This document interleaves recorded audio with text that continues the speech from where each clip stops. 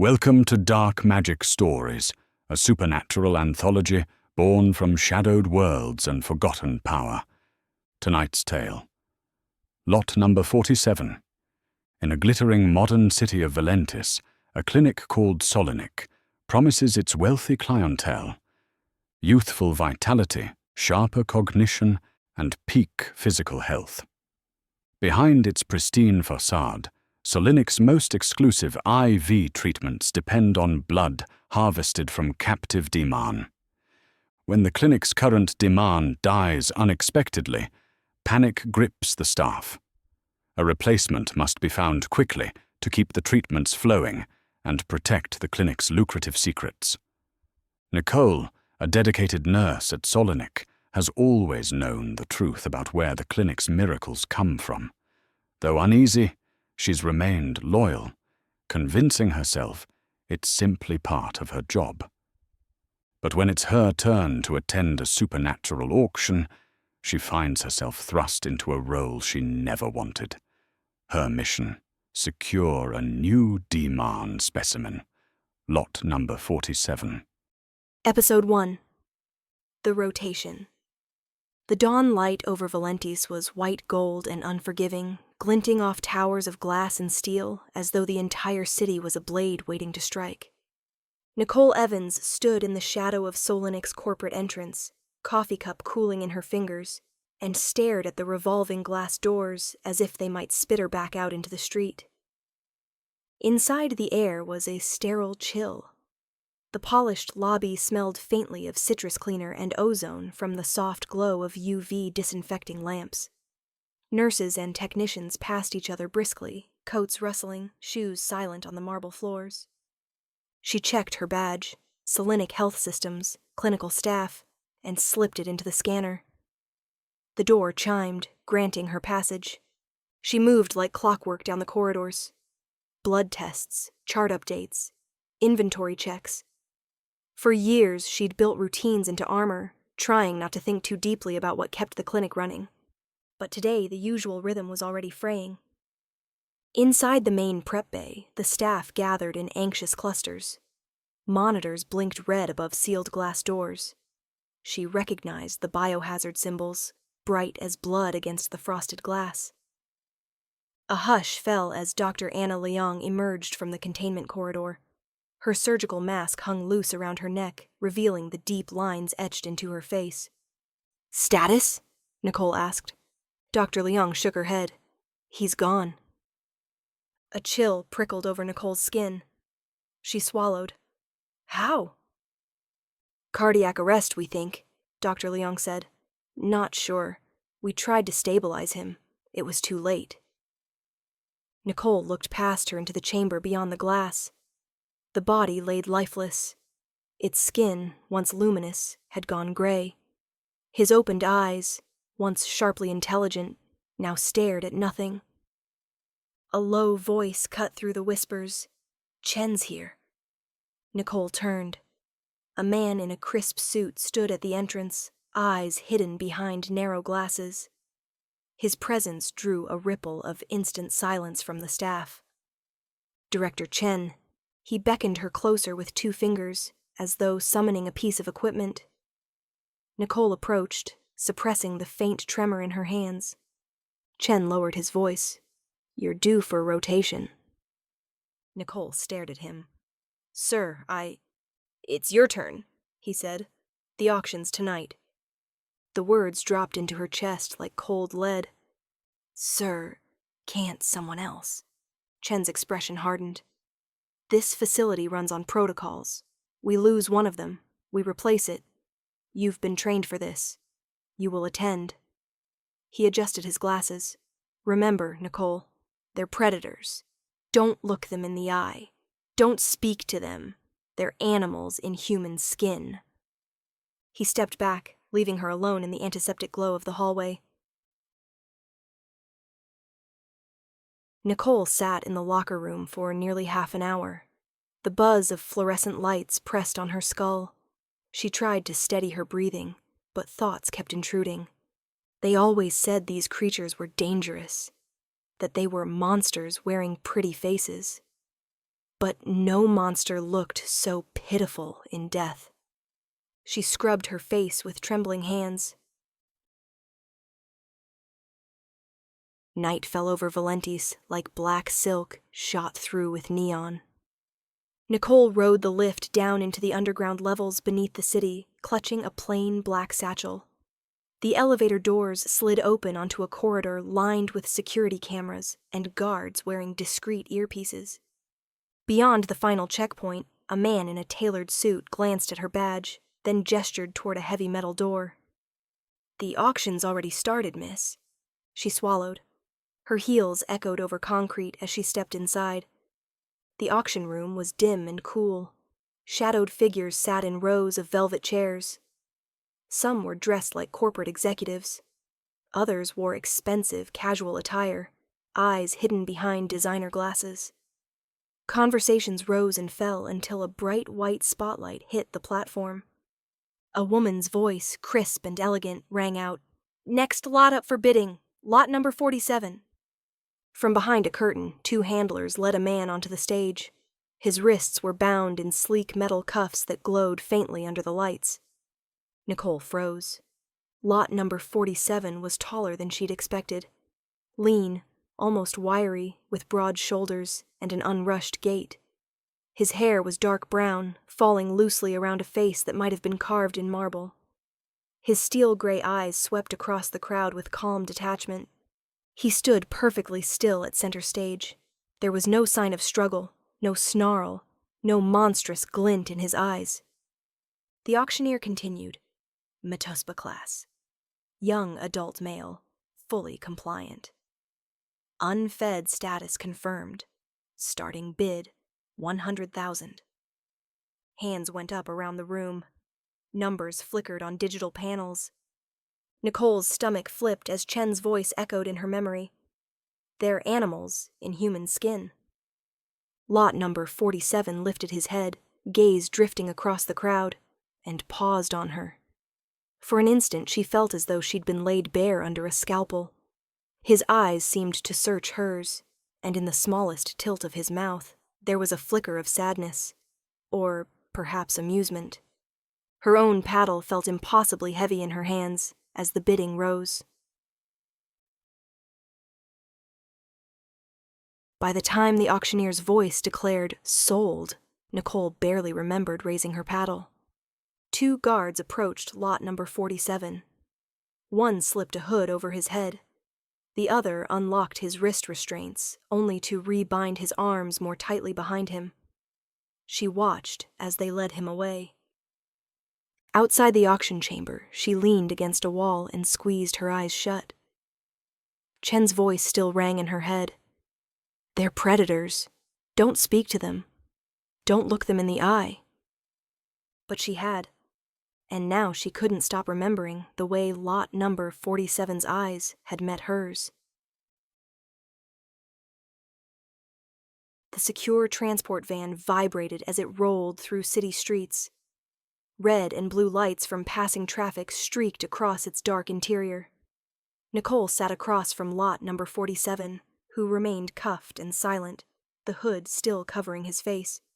He sat perfectly still, unfazed.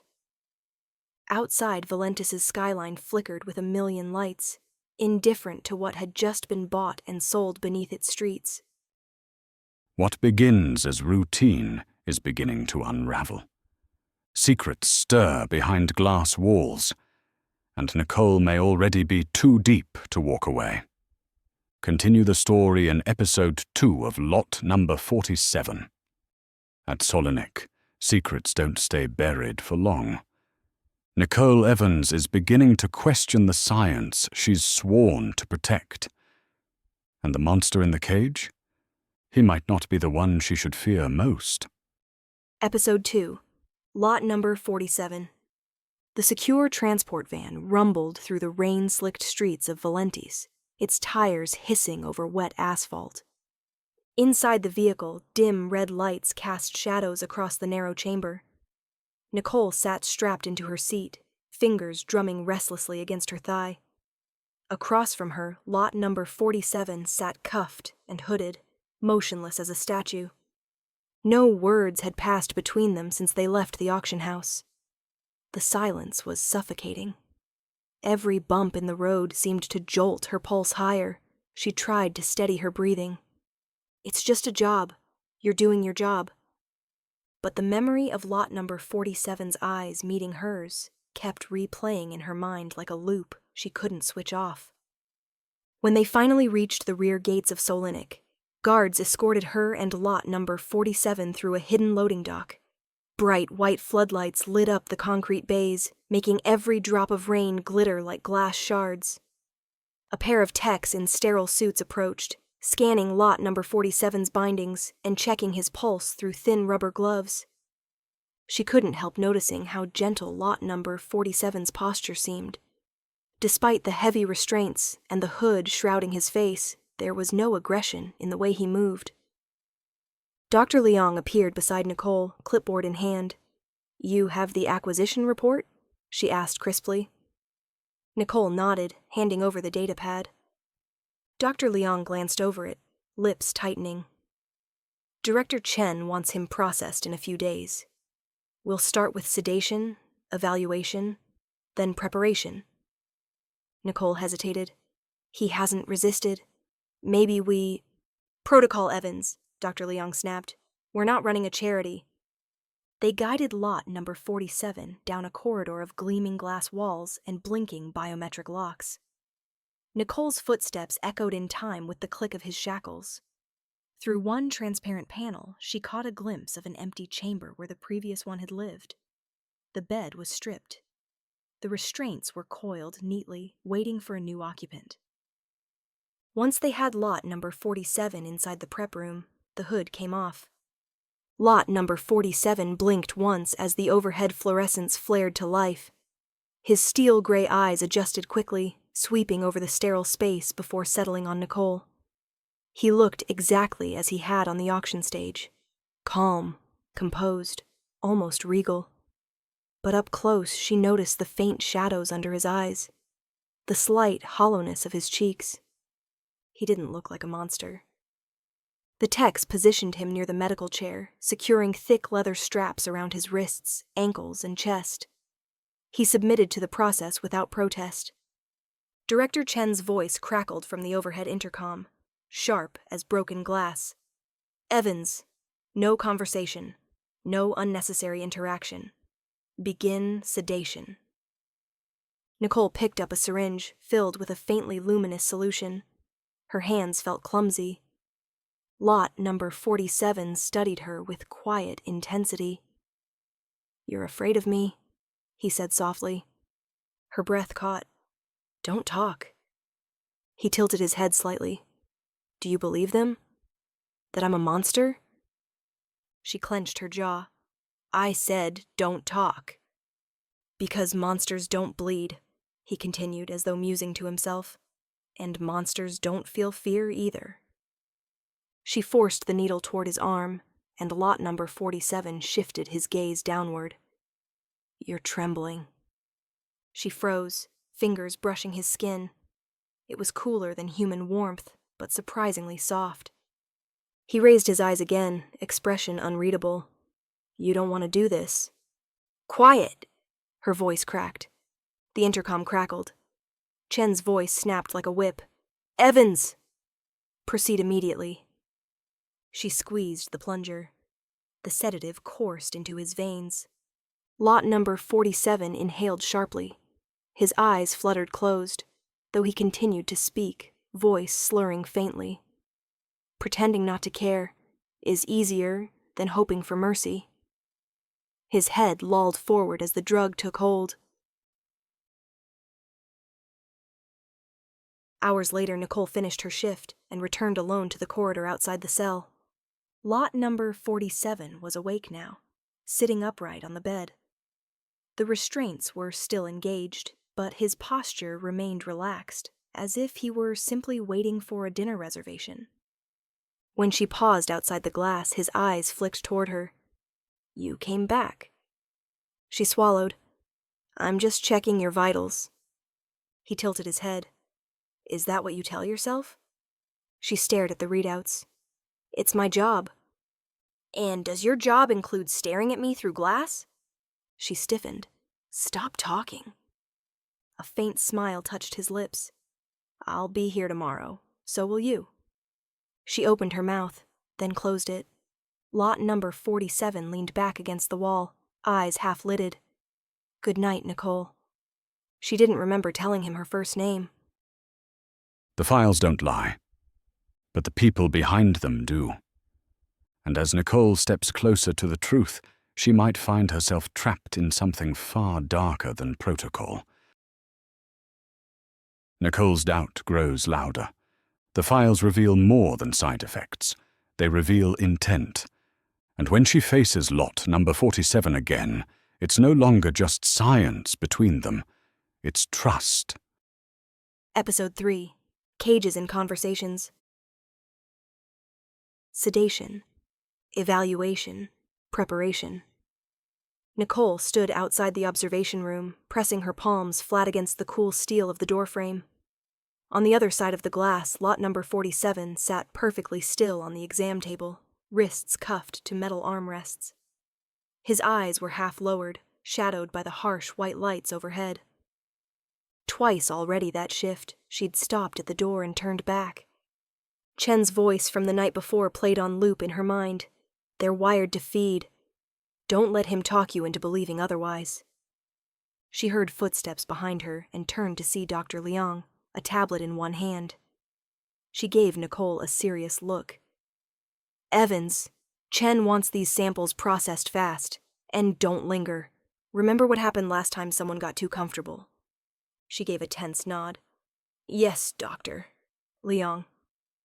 Dr. Liang hesitated as though wanting to say more, then simply murmured, Be careful in there, and continued down the hallway. She slipped inside. Lot number 47 raised his gaze the moment she entered, as though he'd been waiting for the hush of the door seal. Good evening, Nicole, he said, calm and quiet. His voice was low, with that hint of softness that unsettled her every time. She forced herself to keep her face blank. I'm here for your preliminary testing. Of course. His mouth curled slightly. No conversation. No contact beyond medical checks. She flinched. How does he know what Chen told me? She moved to the side table and started prepping vials and syringes. Her fingers worked mechanically, but inside, her nerves were strung like piano wire. Behind her, lot number 47 continued softly. It's strange, isn't it? We can cage the body, but not the voice. She kept her back to him. Don't speak. He fell silent for about 3 seconds. Then, in a voice so quiet she almost missed it, he said, Pretending not to care is easier than hoping for mercy. A chill swept over her skin. He pressed on. Does it weigh on you? That your hands might become the ones that drain me dry? She turned around sharply. I said, don't talk. He tilted his head, eyes narrowing faintly. Your guilt sits on your shoulders like a second uniform. The words landed like a slap. She gripped the edge of the counter until her knuckles went white. Lot number 47 continued, almost gently. I've watched people carry guilt before. It changes the shape of their walk, makes them restless, like prey deciding whether to bolt. She stared at him, fighting the urge to respond. Chen's voice hissed in her skull. Don't let him talk you into believing otherwise, Evans. Turn your head, she said curtly. He obeyed. She swabbed his neck for a blood draw, keeping her movements clinical and distant. But even through latex gloves, she felt the coolness of his skin. Why don't you look at me while you do it? He asked softly. Because this is a procedure, not a conversation. Lot number 47 exhaled a quiet laugh. That's what Director Chen would say. Nicole finished filling the vial, capped it, and stepped back. This is over. But she didn't move toward the door. Instead, she found herself lingering by the glass wall after securing the samples, watching him. He sat utterly still again, head bowed. For a fleeting second he seemed fragile. Then he glanced up and caught her staring. I'm not your enemy, he said. I'm just trying to stay alive. Without another word, she turned and exited the room. In the corridor, she paused and closed her eyes. Even through the door, she felt his presence. She walked away, but a single thought coiled around her like a chain. Why does he feel more human than the people I work for? He warned her. She saw the proof. But knowing the truth and acting on it, that's a line Nicole hasn't crossed. Yet. Nicole dives deeper into forbidden records, neurological collapse, lies buried in disclaimers, and warnings about what happens when the Metusba starve. But nothing prepares her for how clearly lot number 47 already knows everything. Episode 4. Reading Thoughts. Nicole arrived at Solynic the next evening, exhaustion creeping into her bones. The corridors hummed with a low fluorescent buzz as she signed in at the main station. The scent of antiseptic and sterile plastic coated the air, familiar and oppressive. She lingered in the observation wing, staring through the thick glass into the containment room. Lot number 47 sat on the floor inside his cell, ankles crossed, posture eerily relaxed. His steel-gray eyes found her instantly, as though he'd been waiting. For a moment, she nearly raised her hand in greeting. Instead, she forced herself to turn away, and she barely made it 5 steps before the comm buzzed against her hip. "Evans," the voice said. She answered briskly. "Yes, Director." "Come to the private comm room." She pushed through a side door and entered a small booth where the glass door sealed behind her with a hiss. A single monitor flickered to life. Director Chen's face appeared, only from the shoulders up, sharp-suited, shadows cutting across his cheekbones. "You're hesitating," he said flatly. She felt her chest tighten. "Sir, I'm following protocol." He cut her off. "I need you to remember something, Evans. Before you worked at Solynic, a Deamhan broke free during routine blood extraction. 2 technicians died. The creature tore out their throats in under 10 seconds. She felt bile rise in her throat. He continued. "They're wired to feed. You must never forget what they are. And never believe what they say. They're masters of manipulation." She nodded. "Understood. Good." He leaned closer to the camera. "I'm authorizing you to begin prepping lot number 47 for more blood draws. Keep contact minimal. No conversation beyond medical necessity. Am I clear?" "Yes, sir." "Don't make me question your judgment, Evans. You're better than that." The screen went black. She stepped back into the observation room, heart thudding. Lot number 47 hadn't moved. His gaze tracked her as she approached the glass. She keyed in the security code, and shortly after, the door slid open with a soft hydraulic sigh. Lot number 47 tilted his head. "Rough day?" She bristled. "No conversation. Sit still." He lifted his hands obediently and settled back into the chair bolted to the floor. The heavy chains rattled faintly as they shifted over his wrists. A new voice spoke from the door. Dr. Liang entered quietly, holding a tablet. She glanced at Nicole, then at lot number 47. "Evans, take his vitals and start another panel for immune response. Chen wants everything documented. And remember, minimal engagement." She shot lot number 47 a wary look. "We don't need another incident." Lot number 47 watched Dr. Liang with faint amusement. "You never look me in the eye, Doctor." Dr. Liang ignored him and disappeared back through the door. Nicole strapped sensors to his wrist and neck. Lot number 47's voice was quiet. "Your shoulders are heavy tonight. Guilt sits on them like a second uniform." "Stop talking!" she snapped. A small, almost apologetic smile curved his mouth. "You don't have to be cruel just because they tell you to be." He studied her, eyes calm and strangely gentle. "Does it ever bother you that you're kinder than the work you do?" She hesitated, fingers stilling on a strap. "I'm just doing my job." Lot number 47 leaned slightly closer, voice barely a whisper. "And what happens when your job becomes the monster?"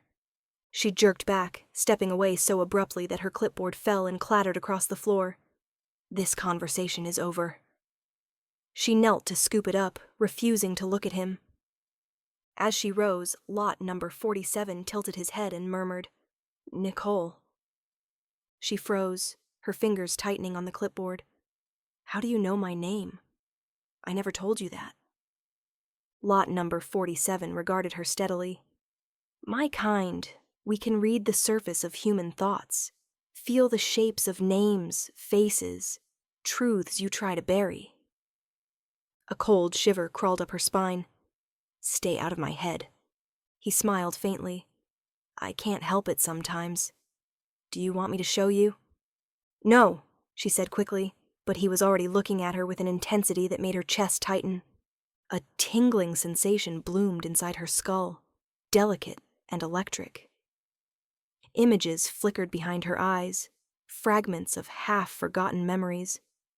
She felt herself standing in a cramped classroom, fluorescent lights buzzing overhead, long nights spent hunched over textbooks, disappointment when job after job slipped away, a lonely evening scrolling job postings online, the relief and confusion when she'd seen Solynic's vague ad promising competitive salary and purpose-driven work.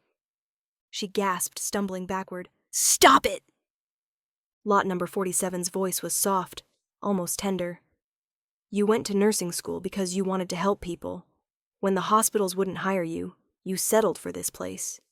You tell yourself it's just medicine, just science.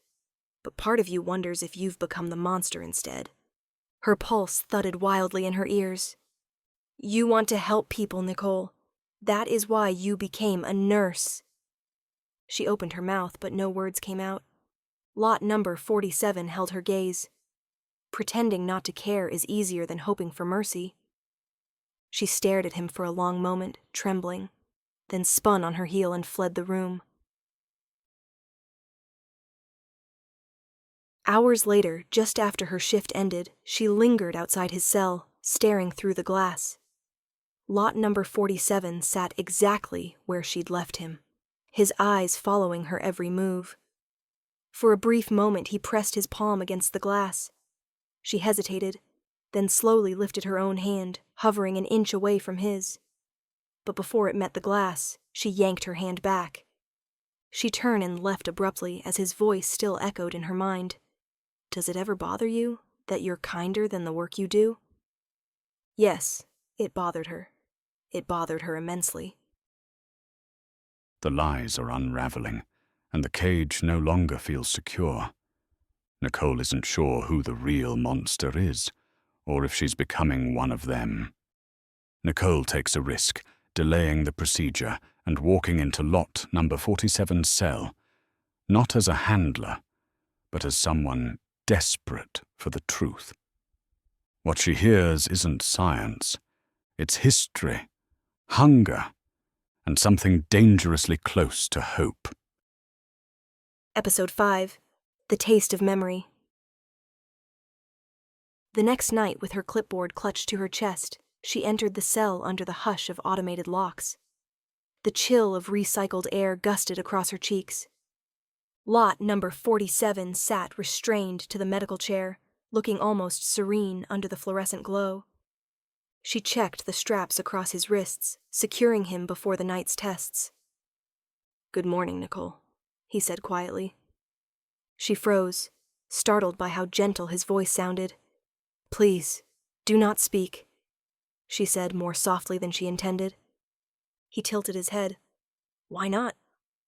Haven't you noticed it already? It's not allowed." "And yet you speak back," he replied. She shot him a glare and leaned closer, adjusting one of the electrodes near his temple. His scent reached her, a subtle, cool musk. Not human, but not entirely alien either. He said nothing more, merely watching her with eyes like polished steel. She reached across his chest to adjust the armrest. Her hand brushed against his bare forearm. She expected it to feel like cold, like ice. Instead, it was warm and almost electric. At that moment, the world seemed to fall away. A dizzying rush slammed into her mind, followed by heat blooming in her chest. For a split second she felt as if her entire body was dissolving into soft light and laughter. Then terror hit, a bottomless gnawing fear, an echo of centuries of hunger, and chains rattling in darkness. When weakness set in, she knew exactly what was happening. She staggered back, gasping, "God!" Lot number 47 yanked against his restraints, face twisting in pain. "Stop! I'm not feeding. I'm trying not to." She pressed herself against the far wall. "What the hell was that?" she choked out. Lot number 47's jaw flexed. "I'm sorry. You brushed my skin. It's automatic, like breathing. It happens sometimes." Nicole flinched as Chen's voice exploded from the intercom speaker above. "Is there a problem, Evans?" She scrambled to compose herself. "No, sir. Everything's under control." The intercom cut off, and she returned to lot number 47. "You're lying. You feed with your hands, not through your skin." She stared at him. "Oh, my dear. Every inch of our bodies sucks what it can." His gaze turned mournful. "That's what psychic feeding feels like. For us, it's like tasting the shape of your thoughts. I didn't mean to hurt you." Nicole found her throat to be dry as paper. "I've done my research on all you Deamhan and what you can and can't do. Do not do that again." Lot number 47's eyes softened. "I'm trying not to be what they say I am." "You're everything they say you are," she replied. Lot number 47 held her gaze a moment longer. "Maybe I am, but so are they." She narrowed her eyes. "So are who?" He tilted his head, chains clinking gently. "Your employers. What they're doing here, it won't just harm us. It'll harm humans too, people like you." Nicole stared at him, pulse kicking up. "You're just trying to turn me against them." Lot number 47 shook his head slowly. "Look through the files. The truth is in there. They're not honest, even with their own staff." "And how would you know that?" A faint glimmer crossed his eyes, like moonlight rippling over water. "I told you before. I can read human thoughts. I read Chen's." Nicole swallowed hard. What did he think? Lot number 47 leaned forward slightly, the chains tightening across his arms. "He doesn't believe you're the right person for this job. He thinks your conscience is too soft, and he worries you'll start asking questions you shouldn't." Nicole felt the breath go out of her. For a split second she saw herself reflected in lot number 47's eyes. Tired, unsure, brittle. Lot number 47's voice softened to a whisper. "Pretending not to care is easier than hoping for mercy." Nicole turned away abruptly, her hands shaking as she fumbled with her clipboard. "This session is over." She fled the room without looking back, Chen's warnings colliding with lot number 47's words in her head, like crashing waves. He asks for freedom. She almost reaches for him. But fear still wins. For now. Outside the cell, the countdown to dissection has already begun. What would you risk to hold on to your humanity? Nicole starts asking the questions Solynic hoped she never would, and discovers that answers come at a cost. Episode 6, Files and Lies. Nicole arrived at Solynic bleary-eyed, her body feeling heavy as lead. The night before had left her reeling, her mind still echoing with the ghost of lot number 47's accidental touch. But as she logged into her terminal, something else began gnawing at her, a need for answers. She pulled up Solynic's secured records, typing in her credentials with trembling fingers. A string of patient IDs appeared on the screen, each tagged with euphemistic labels. Vitality optimization, cognitive enhancement, performance restoration. She scrolled deeper into restricted folders before stumbling on a series of clinical reports labeled adverse neurological events. One file detailed erratic synaptic misfiring in high-paying clients. Another listed memory gaps and personality changes, all buried beneath medical jargon and disclaimers. She hand flew to her mouth. "Oh, God!" A chime behind her made her flinch. She quickly closed the files. Lot number 47 was right. Director Chen's voice cut through the room, calm, yet edged with ice. "I hope you're not wasting time, Evans." She spun around. "I'm prepping data for today's tests." He stepped closer, arms folded. "Stay away from records you have no clearance to read." She opened her mouth to reply, but he cut her off. "The science is clean. The real danger is that thing in the cell. Don't forget what it is." She hesitated. "Director, lot number 47 said..." Chen's eyes flashed. "You're starting to sound like them. Don't." Later, she found herself outside lot number 47's cell, fists clenched at her sides. She stared through the glass, watching him sit motionless in his restraints, before deciding to enter. Lot number 47 immediately lifted his head. "Rough evening already?" he asked. She crossed her arms. "Did you know about the neurological damage?" He tilted his head. "The treatments?" "Yes, the same treatments you're bleeding for." He gazed at her with a quiet, tragic calm. "We survive how we must. We adapt." She exhaled shakily. "Are you hiding something from me? From us?" Lot number 47's eyes glimmered with steel. "I could ask the same of you. Chen wants your blood harvested immediately." A shadow flickered across lot number 47's expression. He said softly, "Monsters look different from inside the cage." Nicole tightened her grip on her clipboard. "You told me to look in the files. I did. It's true, isn't it? People are getting hurt. Their minds breaking." Lot number 47 looked toward the ceiling as though considering how much truth to give her. Humans think they can take in dark magic without consequence. But it changes people. It changes everything. You can't take pieces of us without slowly turning into what we are. Nicole swallowed hard. "Why didn't you say it outright?" He tilted his head, the chains rattling against the chair. "Would you have listened?" She blinked rapidly. "How do you know so much about what's in those files?" A faint, sardonic smile ghosted across his lips. "I told you, Nicole. I can read human thoughts. Chen's are very loud." She stared at him, heart hammering. "What else did you read?" Lot number 47's eyes softened slightly. "Chen doesn't think you're the right person for this job. He thinks your guilt will crush you." Lot number 47 leaned forward as far as his restraints allowed, chains creaking with the movement. His voice dropped low, intimate. "You have a choice. Let me go, before it's too late, for both of us." Nicole recoiled a step.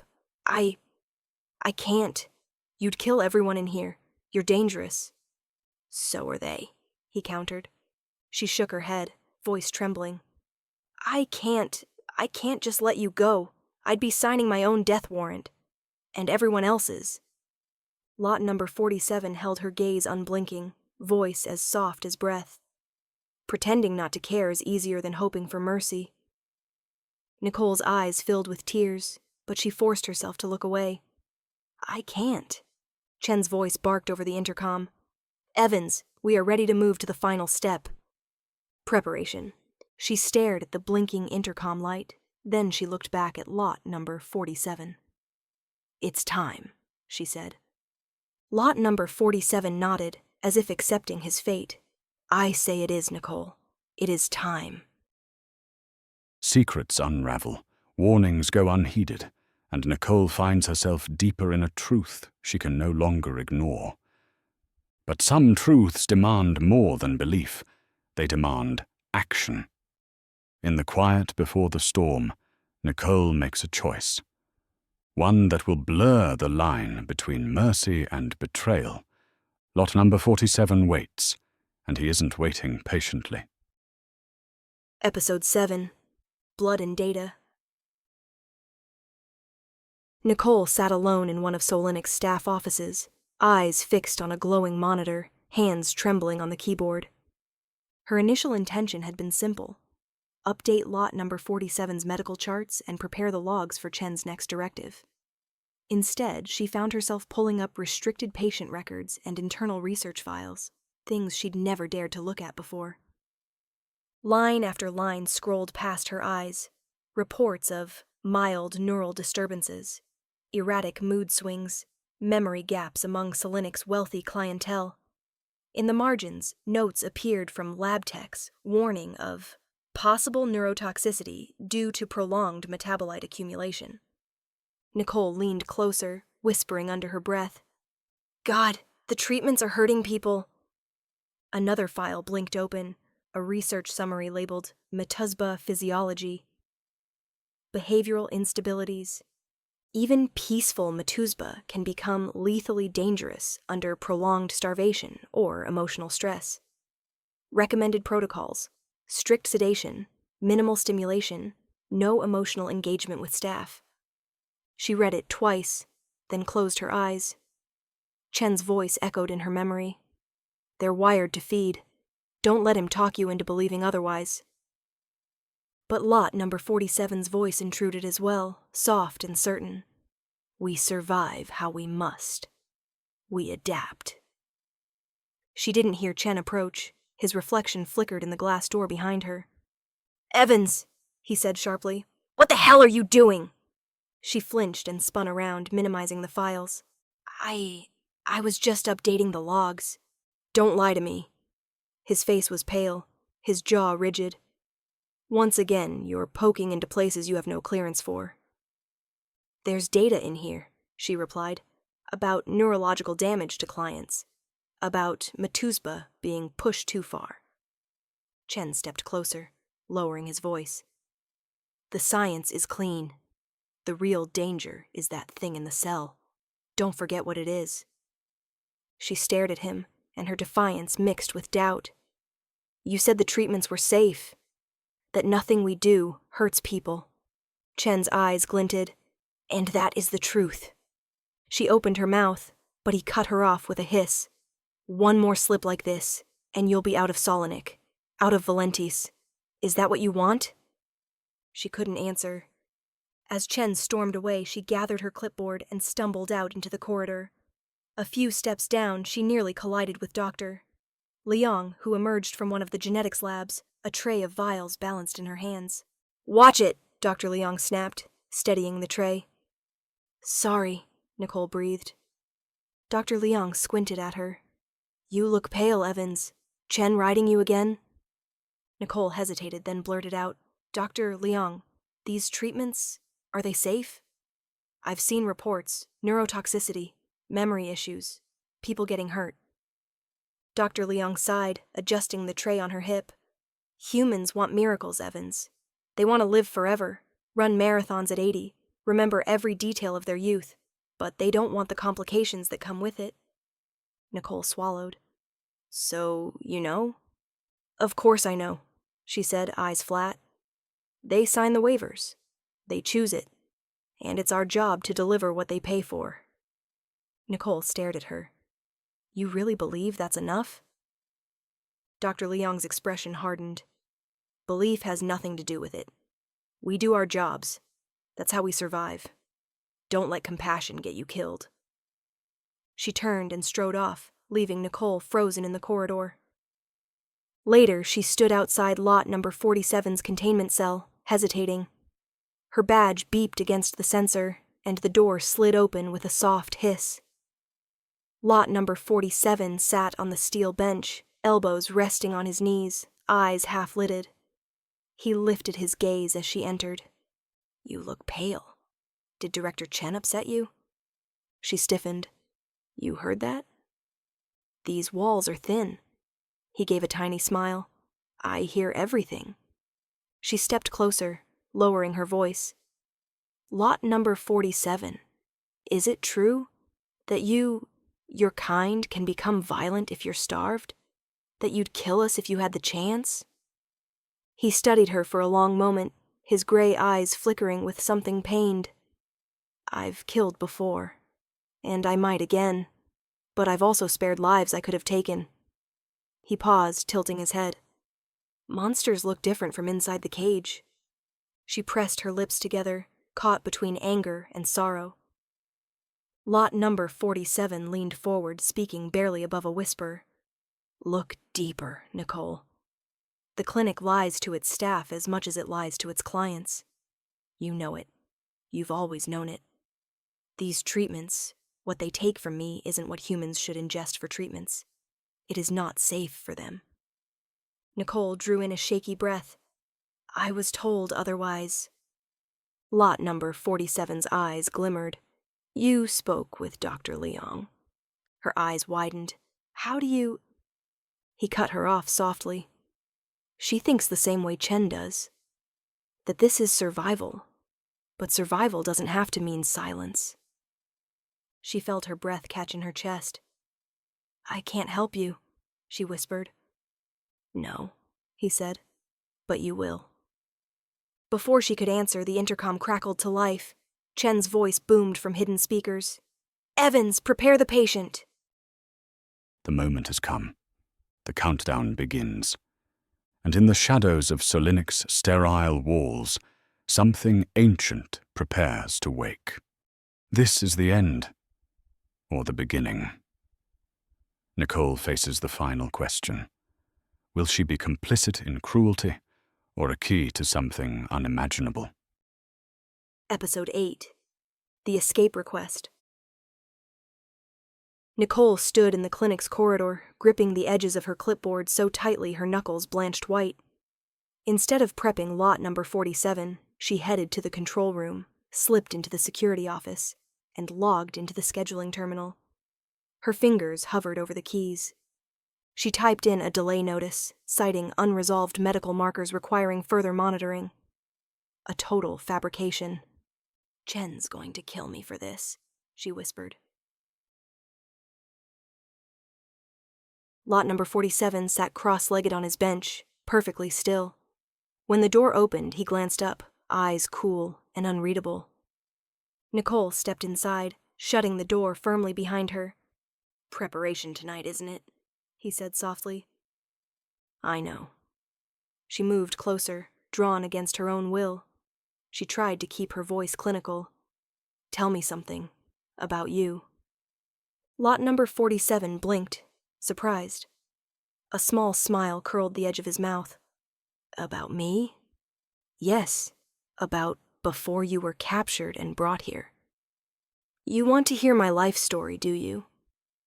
Whatever you can tell me in a minute or so. His gaze drifted to a point far beyond the sterile walls. I've seen cities built and burned to ash, monarchs crowned and beheaded. I've watched men pray to new gods every century. And through it all, I've been traded like coin, locked in cellars, displayed in salons, taught to pretend I wasn't hungry. She swallowed hard. How old are you, really? Lot number 47 gave her a look of gentle pity. Old enough to know that cages change shape but never purpose. Do you ever wish you were still human? Lot number 47 tilted his head, regarding her like a puzzle. Memory is the only thing they can't take from me. So no, I'd rather remember. He paused, voice dropping into something intimate. But I'd spare you yours if I could. She felt her eyes sting. She quickly turned away, pretending to check his vitals on her tablet. Lot number 47 continued, voice low. Help me leave, Nicole. She stiffened. I can't. You can. He shifted closer. All you have to do is release me. His hand lifted slowly, hovering as though he might touch her cheek, but he stopped himself. Nicole's chest tightened. If I help you, people will die. Lot number 47 lowered his gaze. People always die. The question is, which ones deserve it? She stepped back, rattled. But she didn't leave. Lot number 47's eyes grew darker, almost black at the center. Chen is lying to you. Solynic feeds from us, profits from us, and then tells you we're monsters so you sleep easier at night. They keep us caged because they're afraid of the truth." "And what truth is that?" Nicole demanded. He gave a soft, sorrowful smile. "That monsters can love too." Before she could answer, Chen's voice exploded over the intercom. "Evnus, prepare the patient and report to surgical prep now, or don't bother coming back." She stared at lot number 47, caught between the alarm in Chen's tone and the vulnerability in lot number 47's eyes. Lot number 47 leaned forward. "Please, don't let them cut me open. Help me." For a heartbeat, she reached toward him, then pulled her hand back. She fled the room, leaving lot number 47 staring after her, his gray eyes shining with something that might have been hope or hunger. The cell is empty. The monitors flicker. And somewhere in the dark, lot number 47 is free. What happens next is no longer in Nicole's hands. The walls of Solynic aren't just holding monsters, they're breeding them. Nicole walks the aftermath of her decision, but freedom has a price no one warned her about. Episode 9. The cell door opens. Nicole's ID badge trembled in her hand as she passed it over the scanner outside lot number 47's cell. "Authorized," the machine chirped, and the door unlocked. Inside, lot number 47 sat on the bench, knees drawn up, wrists chained to the wall. He lifted his head as she entered. "Have you done what Chen told you to do?" he said quietly. "Have you prepped my death?" She tried to steady her voice. "Yes. Chen wants it done tonight." "Of course he does." Lot number 47's eyes darkened slightly. "But is that what you want?" She swallowed. "It doesn't matter what I want. It matters to me. They'll kill me if I help you." Lot number 47 smiled faintly. "They're going to kill you anyway. Maybe not today. But one day, you'll know too much. You'll be inconvenient. And Chen, he cleans up loose ends." Nicole shook her head, but her eyes glistened. "You don't know that." "I do. I've seen it before. I'm the monster in the cage, remember? I hear things. I watch." Lot number 47 leaned forward, his chains clinking softly. His eyes were gentle, but a tremor rippled beneath the surface. "Are you like him, Nicole? Do you want to be like him?" "No, I don't." "Then prove it." Nicole stared at him. "How?" He leaned closer until the chain rattled. "Unlock me. Free me." She exhaled. "If I let you go, what happens to me? Will you kill me?" Lot number 47's eyes glinted. "Why would I turn on the only one in here who can save me? I don't believe you." "Then believe this. Chen's on his way. He's bringing the surgical team. Once I'm on that table, I'll die, piece by piece. And then they'll find another, and another, and another." Nicole stared at the lock panel. The red light glowed steadily. "If I let you go, you can't hurt anyone, not even them," she whispered. Lot number 47 hesitated, his gaze softening. "Is that a promise you would like me to make?" She nodded. "Yes." "Then I promise. I will not hurt anyone, not even them." Nicole slammed her hand on the panel. The cell door hissed open. The thick chains dropped from lot number 47's wrists. He rose slowly. His eyes shimmered steel gray, then darkened, turning near black. "He's right, you know," lot number 47 murmured. "We're all monsters. Some of us just pretend longer." He didn't touch her. He simply stepped past her, toward the open door, and the alarms went off. Red lights flared. Sirens wailed overhead. A voice crackled over the intercom. "Security breach in Containment 3. Lockdown initiated." Then Chen's ragged and furious voice roared through the speakers. "Evans, what have you done?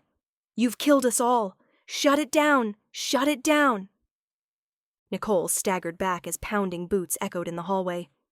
Armed men in dark tactical armor poured into view, weapons raised. Lot number 47 paused at the doorway, turning his head slowly toward Nicole. His voice was calm as ice. "Stay close to me." She tried to speak, but the words stuck in her throat. Lot number 47 stepped into the hallway. The first guard shouted, "Get on the floor!" But lot number 47 blurred forward. A sickening crack split the air as he twisted the man's head completely around. Blood sprayed the wall. Another guard fired 3 rounds. Lot number 47 slipped aside, impossibly fast, grabbing the man's wrist and shoving the gun barrel under his own chin. A flash. The guard dropped lifelessly. 2 more lunged in. Lot number 47 slammed one against the glass partition so hard it shattered. He plunged his hand into the man's chest, ripping free a red, dripping heart. Nicole clapped a hand over her mouth, a choked sob escaping her. She felt her legs weaken. "No, you promised." "I promised I wouldn't harm them." Lot number 47's eyes were now stark black. "I didn't promise that I wouldn't kill them." Nicole sobbed, shaking her head. "Shh." Lot number 47 turned briefly, blood spattering his cheek. "Don't look away, Nicole." She staggered, half frozen. Another guard charged. Lot number 47 seized him by the jaw and temple, feeding psychic energy in a sudden, brutal surge. The man shrieked before collapsing into a twitching heap, eyes glazed. Chen's voice screamed over the intercom again. "Evans, you idiot! You don't know what you've unleashed." Lot number 47 kept moving forward, calmly, methodically. He slaughtered his way down the corridor, leaving bodies in his wake. Nicole followed in a daze. He held her by the wrist now, dragging her behind him. "You wanted to know what monsters look like," he spoke. "Look around you. These are the human monsters." She stumbled, tears streaking her cheeks. "Please, stop." But Lot number 47 simply squeezed her wrist gently and pulled her onward, through smoke and flashing red lights, deeper into the slaughter he was creating. Blood has been spilled, loyalties fracture, and as the body count rises, Nicole begins to understand. Not all monsters are in cages. The truth spreads like fire. Solynic's control slips through its fingers, and Nicole learns that survival means facing who you've become in the mirror. Episode 10. The Monster Walks.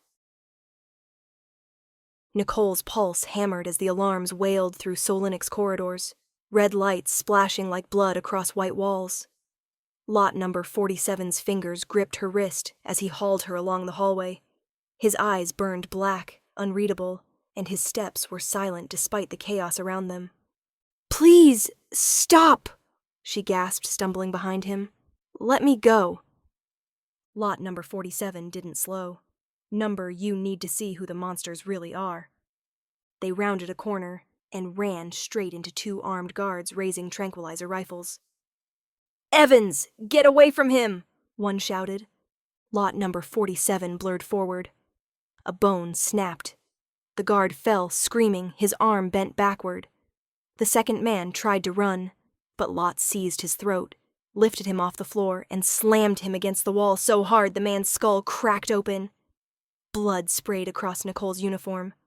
She let out a strangled cry. "Stop it! Please!" Lot number 47 spun to face her, eyes wide and wild. "They would have killed me. They would have killed you for helping me." He pulled her onward, deeper into the facility.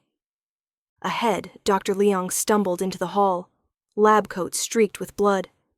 Her eyes widened as she saw them. "Evans, what have you done?" she shrieked. Lot number 47 stepped forward. "Hello, doctor." Dr. Leong backed up, hands raised.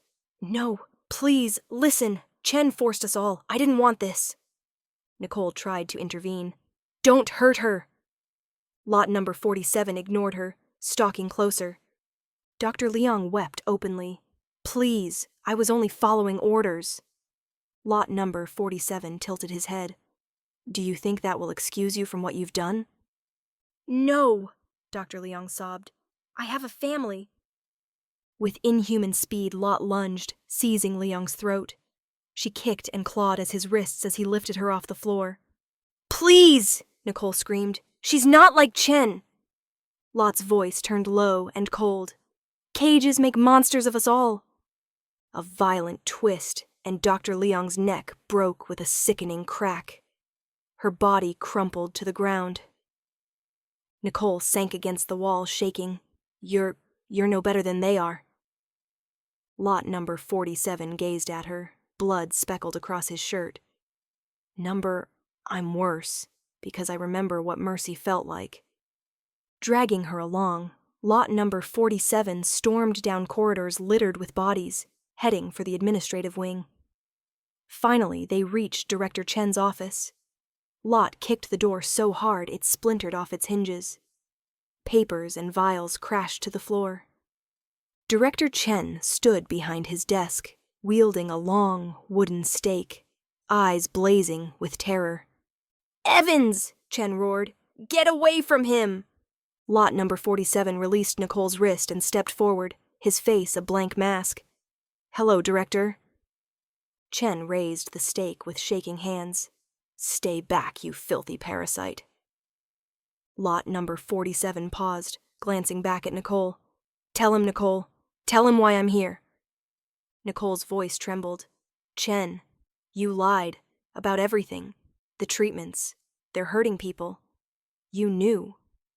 Chen snarled. You think this thing cares about people? He's an animal. He'll kill every one of us.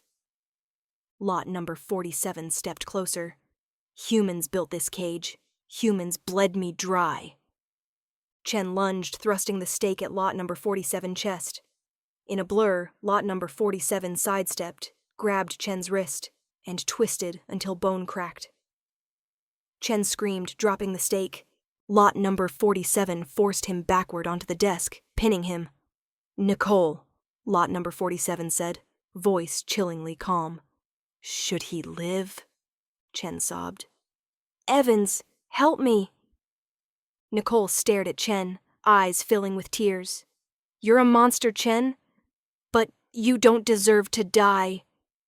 Lot number 47's gaze softened for a heartbeat. Then why did I deserve to die?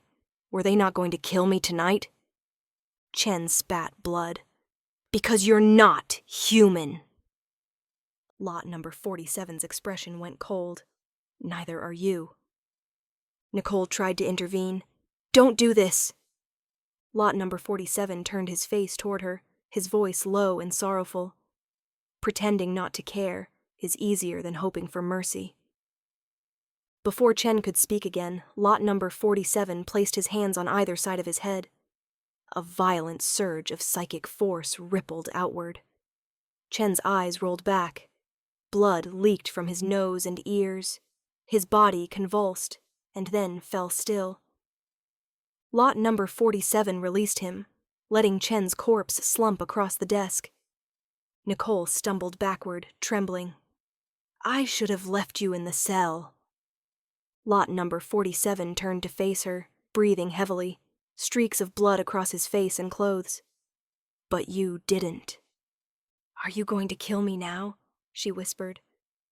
Lot number 47 stepped closer, gently brushing a thumb across her cheek. No, Nicole. You're the only person who ever looked at me and wondered if maybe I wasn't a monster. Tears streamed down her face. I was wrong. Lot number 47's voice softened. Maybe, but you were kind. He looked around the blood-slick office, then back at her. Live your life, or what's left of it. And with that, he turned and walked out, leaving Nicole shaking in the ruins of Solynic. With each breath, the clinic edges closer to collapse. Lot number 47 is no longer alone in the dark. And Nicole? She might be the last light left. Everything ends here. The doors are open, the lies exposed, and Nicole must choose, flee, fight, or fall beside the monster she freed. Episode 11. A Gift Unwanted. The morning sun hung low over Valentis, casting the skyscrapers in molten gold and blood. Police sirens wailed in the distance. Security drones hovered overhead, scanning every shadow. Inside, chaos ruled. Nicole watched from across the street as authorities dressed in long black trench coats swept through Solynic until they cleared the facility and sectioned it off from the public. She stumbled home, her hospital badge still clipped crookedly to her collar. Her shoes were stained with dried blood. Her hands trembled each time she reached for the keys in her pocket. When she finally reached her building, the lobby felt alien, too bright, too clean. She took the stairs instead of the elevator. Each step felt like trudging through mud. Her apartment door clicked open. Inside, shadows pooled across the floor. She tossed her keys onto the counter and leaned against the wall, closing her eyes. For a few precious seconds, she thought maybe this was all over. "Hello, Nicole." Her eyes snapped open. Lot number 47 stood in the center of her living room, dressed in civilian clothes. His dark hair fell over his brow, and his steel-gray eyes glowed faintly in the gloom. She staggered back. No, get out." Lot number 47 stepped closer, voice gentle. "I couldn't leave without seeing you one last time." She grabbed the nearest object, a ceramic mug, and hurled it at him. It shattered harmlessly against his chest. "Don't come near me," she shouted, voice ragged. Lot number 47 paused, sorrow flickering across his features. "Nicole, I don't want to hurt you." She clenched her fists. "You murdered them. You slaughtered everyone." "They were going to slaughter me." "You promised me." Lot number 47's expression hardened. "And Chen promised you safety. Look how that turned out." Her voice cracked. "Get out of my house." He took another step. "I can't. Not until I give you something." She braced herself against the counter. "What could you possibly have that I'd want?" Lot number 47's eyes glimmered. "Immortality." She blinked, horrified. No, absolutely not." "I want you with me," Lot number 47 said softly. Nicole backed away. "You're insane if you think I'd want to be like you." Lot number 47's voice dropped to a whisper. "But you could be. You've already seen too much. They'll hunt you, Nicole, for the rest of your life." "Who will hunt me?" "You saw them tonight," Lot number 47 replied. "They were dressed in black trench coats." She paused in thought. "They call them the Brotherhood. They are a group of humans who study my kind. I'll take my chances." Lot number 47 closed the distance between them in a single step. He cupped her cheek gently, his skin cool against hers. "I won't let them kill you." She shoved him, struggling. "Don't touch me." Lot number 47 hands slid to either side of her face. "Pretending not to care," he whispered, "is easier than hoping for mercy." Nicole felt a surge of psychic energy flood her mind. Warmth, ecstasy, terror. She gasped, trying to scream, but no sound came out. Lot number 47's voice wavered. "I'm sorry, Nicole." She stared up at him, eyes wide, trembling. "What did you want with me?" Lot 47 crouched beside her, brushing hair from her forehead. "To save you, of course." Before she could scream, his palm pressed against her cheek. She felt heat surge into her skull. Her vision whited out as something deep inside her began to unravel. Her pulse slowed. Her breath caught. Every nerve lit up like fire, then flickered toward darkness. Lot number 47's voice trembled. "I'm sorry, Nicole. I can't watch you grow old. I can't watch them kill you." She tried to shove him away. Her limbs felt like liquid lead. "Stop, please." Her body sagged in his arms. Color drained from her face as her life force ebbed under his touch. Lot number 47 whispered urgently, "Stay with me. Please, stay with me." He lowered her to the floor, cradling her head in his lap. His wrist split open and pressed it to her lips. Nicole gagged, trying to spit it out, but another drop followed, and another. Then her body convulsed. A violent cold overtook her. Pain lanced through her veins as though fire raced beneath her skin. Her eyes rolled back. She felt her heartbeat vanish, then return as something darker, deeper. Lot number 47 rocked her gently. This will take hours, maybe days for the dark magic to settle in. But when it does, I promise you, Nicole, you will learn to live 1,000 lifetimes. The world won't forget what happened at Solynic, but Nicole already knows.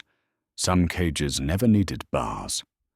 Lot number 47 is gone, and something new is taking his place.